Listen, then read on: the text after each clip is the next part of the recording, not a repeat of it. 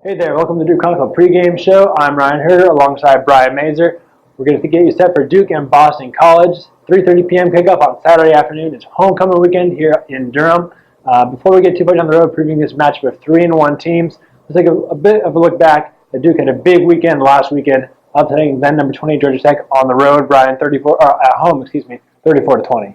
Right, and Duke's defense really shut down that Georgia Tech triple option, holding Georgia Tech to only 173 rushing yards, which was about 200 below their season total heading into the game. So Duke's defense, led by Jeremy Cash and Dwayne Norman, really came up with some key plays, and as well as special teams. Devon Edwards with a 100-yard return on the kickoff, and Ryan Smith with a 69-yard return on the punt down to the one, which set up a big Duke score. So although the offense struggled, Duke was really lifted by the other two phases of the game. Right, you mentioned the offense, Brian. I think Thomas Sirk had 14 yards passing in the second half. So still trying to look for the consistency on the offensive front. They're going to have to do it this weekend. If they're going to find it, it's going to be against the really tough Boston College defense. Depending on your metric, they rank among the top 1 or 2 in the nation in terms of total defense.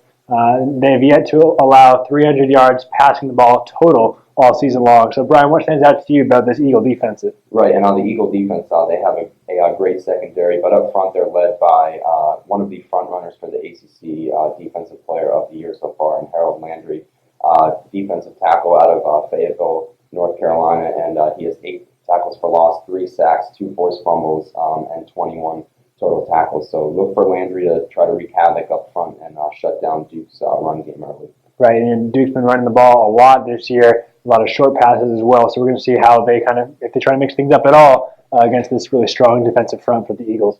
On the flip side of the ball, Brian, when Boston College is on offense, they've got some injury concerns.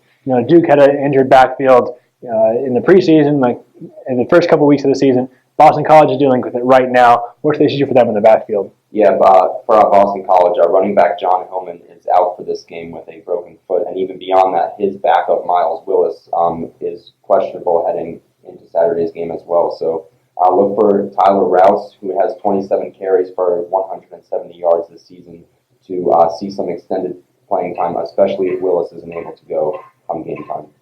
Right, and you're also looking at questions at quarterback as well for the Eagles.